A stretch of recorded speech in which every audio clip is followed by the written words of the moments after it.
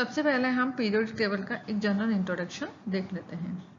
Periodic table में जितने भी एलिमेंट होते हैं उनको एटॉमिक नंबर के बढ़ते हुए क्रम में व्यवस्थित किया गया है और ये व्यवस्था, ये अरेंजमेंट इस प्रकार से किया गया है कि परमाणु में तत्वों के गुणों में कार्मिक परिवर्तन होता है और एक वर्ग में समान प्रॉपर्टी वाले एलिमेंट आते हैं। तो ऐसे गुण जो कि नियमित अंतराल के पश्चात में वापस प्रकट होने लगते हैं उन्हें पीरियोडिक प्रॉपर्टीज कहते हैं। पीरियोडिसिटी को समझने के लिए सबसे पहले जानना आवश्यक होगा कि क्यों कुछ तत्व समान गुणधर्म दर्शाते हैं। मीन्स कोई जो एलिमेंट होते हैं वो सेम प्रॉपर्टी किस तरह से दर्शाते हैं, इस बात को हमें जानना होगा। ओके, जैसा कि हम जानते हैं कि परमाणु में धनावेशित नाभिक चारों ओर से इलेक्ट्रॉन द्वारा गिरा हुआ होता है। ये हमें पता है कि नाभिक के चारों ओर इलेक्ट्रॉन होते हैं। तो सामान्य रासायनिक अभिक्रिया में नाभिक में कोई परिवर्तन देखने को नहीं मिलता है। जब भी कोई रिएक्शन होती है, केमिकल रिएक्शन, तो क्या हम ये देखते हैं कि उसके किसी न्यूक्लियस में चेंजेस आए हों? नहीं, ठीक है, न्यूक्लियस में कोई चेंज नहीं आता है।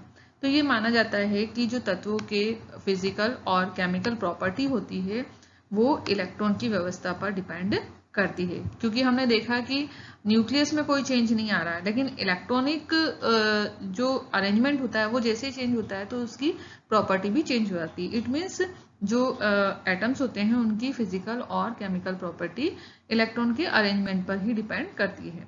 यहाँ पर जानना आवश्यक है कि परमाणु के अंदर के कक्षों को में उपस्थित इलेक्ट्रॉन रासायनिक संयोग में भाग नहीं लेते हैं।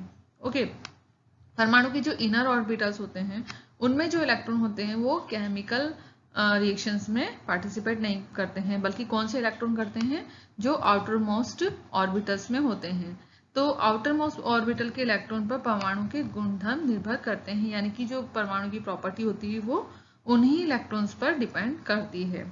तो यदि बाह्यतम कक्ष में तत्वों का इलेक्ट्रॉनिक विन्यास समान है तो उनके गुणधर्म भी समान होंगे। अगर दो तत्व हैं, ठीक है, और उनके अगर इलेक्ट्रॉनिक कॉन्फ़िगरेशन कौन से बाह्यतम कक्षक के आउटर मोस्ट शेल में जो इलेक्ट्रॉनिक कॉन्फ़िगरेशन है वो सेम है, तो इट मीन्स उनकी प्रॉपर्टी भी सेम होगी।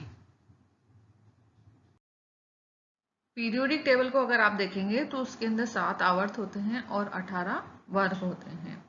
तो यहाँ पर जो 18 वर्ग होते हैं उनके एलिमेंट को अलग अलग नाम से पुकारा जाता है। यहाँ पर देखिए जो पहला वर्ग है ये उनके जो एलिमेंट है उन्हें क्षारीय धातु कहा जाता है और इनके जो इलेक्ट्रॉनिक विन्यास है वो NS1 होता है। सेकंड जो वर्ग है उसमें आने वाले एलिमेंट क्षारीय मध्य धातु कहलाते हैं और इनका इलेक्ट्रॉनिक कॉन्फ़िगरेशन NS2 होता है। इसी तरह से 3 से 12 तक के जो वर्ग है उनमें आने वाले जो एलिमेंट है वो संक्रमण धातु ट्रांजिशन एलिमेंट कहलाते हैं और इस तरह से इनका ये कॉन्फ़िगरेशन दिया हुआ है। 13 वर्ग वाले बोरोन परिवार कहलाते हैं, 14 वर्ग वाले कार्बन, 15 वाले नाइट्रोजन, 16 वाले ऑक्सीजन, 17 वाले हेलोजन और 18 वर्ग में आने वाले एलिमेंट को हम उत्कर्ष गैसें या नोबल गैसेस कहते हैं, जिनका इलेक्ट्रॉनिक कॉन्फ़िगरेशन NS2 NP6 होता है।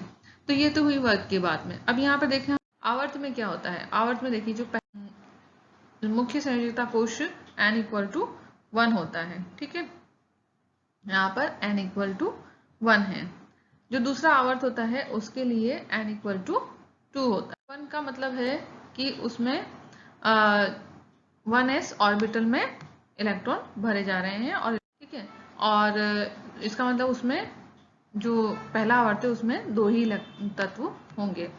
फिर दूसरा आवर्त है उसमें n=2 होता है, तो उसमें भरने वाले जो कक्षक हैं वो होंगे 2s 2p और इसमें इलेक्ट्रॉन की संख्या होगी 2 + 6, यानी कि टोटल उसमें 8 तत्व होंगे।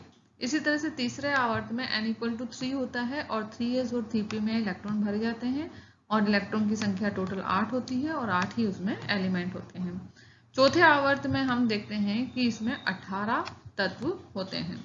इस देखें तो उसमें भी 18 तत्व होते हैं और छठे टोटल एलिमेंट होते हैं 32 और सातवें में भी हमारे पास में 32 होते हैं। हालांकि सातवां आवर्त जो है अभी पूरा नहीं है। तो ये तो हुई आवर्त और वर्ग की बात, जो कि बहुत ही जनरल चीज है।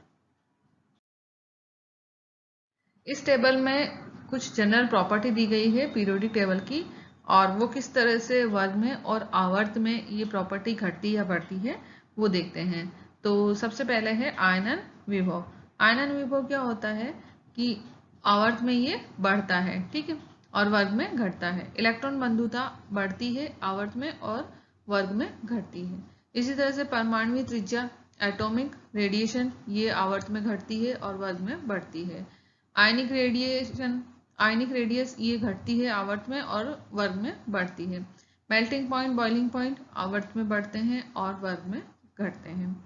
डेंसिटी ये भी इंक्रीज होती है आवर्त में और वर्ग में बढ़ती है।